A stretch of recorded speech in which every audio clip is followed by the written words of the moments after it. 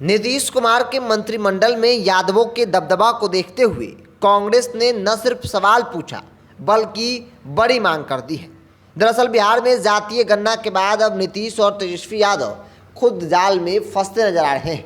कांग्रेस ने नीतीश कुमार से पूछा कि बिहार में जिस अति पिछड़ों की संख्या 36% है उसमें सिर्फ 3 मंत्री हैं, जबकि यादव जाति से आने वाले मंत्रियों की तादाद 8 है। नीतीश कुमार तत्काल मंत्रिमंडल में फेरबदल करके अति पिछड़ा समाज को उसका हक दे। कांग्रेस के पूर्व अध्यक्ष अनिल शर्मा ने यह मामला उठाया है। अनिल शर्मा ने कहा कि जातीय जनगणना की रिपोर्ट जारी होने के बाद राजनीतिक गलियारों में इसकी काफ़ी चर्चा हो रही है। इस रिपोर्ट में कई गड़बड़ियां हैं जिस पर लोग आवाज़ उठा रहे हैं, लेकिन जाति गणना के आंकड़े आने के बाद सबसे पहली नज़र बिहार के मंत्रिमंडल पर जा रही है। सत्ता में हिस्सेदारी चाहने वाले बिहार के मंत्रिमंडल पर सवाल उठा रहे हैं। अनिल शर्मा ने कहा कि बिहार के मंत्रिमंडल में पिछड़े और अति पिछड़े तबके से आने वाले कुल 13 मंत्री हैं। इन 13 मंत्री में 8 सिर्फ यादव जाति से हैं, जबकि जातीय जनगणना के मुताबिक अति पिछड़ी जातियों की संख्या 36% से भी ज़्यादा है। लेकिन बिहार के मंत्रिमंडल में सिर्फ 3 मंत्री अति पिछड़ी जाति के हैं। कांग्रेस के पूर्व अध्यक्ष अनिल शर्मा ने कहा कि सामाजिक न्याय का तगाजा यही है कि नीतीश कुमार तत्काल अपने मंत्रिमंडल में फेरबदल करें।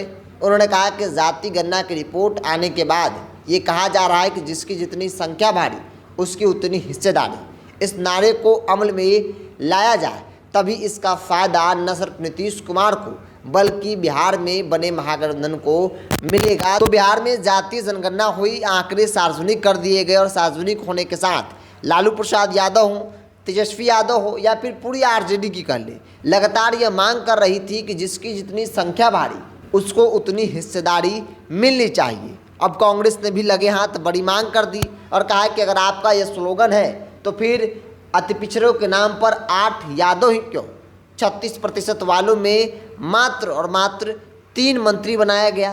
तो ऐसे में जल्द से जल्द मंत्रिमंडल में फेरबदल किया जाए और अति पिछड़े समाज के अलग अलग जातियों की प्रतिनिधित्व जो है वो बढ़ाई जाए। न सिर्फ यादवों की बल्कि बाकी जो जातियां हैं उसमें उनका प्रतिनिधित्व भी उसमें बढ़ाया जाए। तो कांग्रेस के पूर्व बिहार अध्यक्ष अनिल शर्मा ने बड़ी मांग की है। अनिल शर्मा ने पहले भी कहा था कि संख्या के हिसाब से उनकी भागीदारी दी जानी चाहिए। हालांकि ये बात न सिर्फ अनिल शर्मा बल्कि महागठबंधन के तमाम दलों का मानना है। तमाम दल इस बात को मानते हैं कि संख्या के हिसाब से भागीदारी मिलनी चाहिए। यही सामाजिक न्याय का स्लोगन है और इसे अमल में लाया जाना चाहिए। तो कांग्रेस के पूर्व अध्यक्ष ने बड़ी मांग कर दी है। लालू यादव, नीतीश कुमार और तेजस्वी यादव के सामने अब सवाल है कि क्या मंत्रिमंडल में फेरबदल होगा और इन जातियों के आंकड़ों को देखते हुए उनकी भागीदारी को सुनिश्चित किया जाएगा।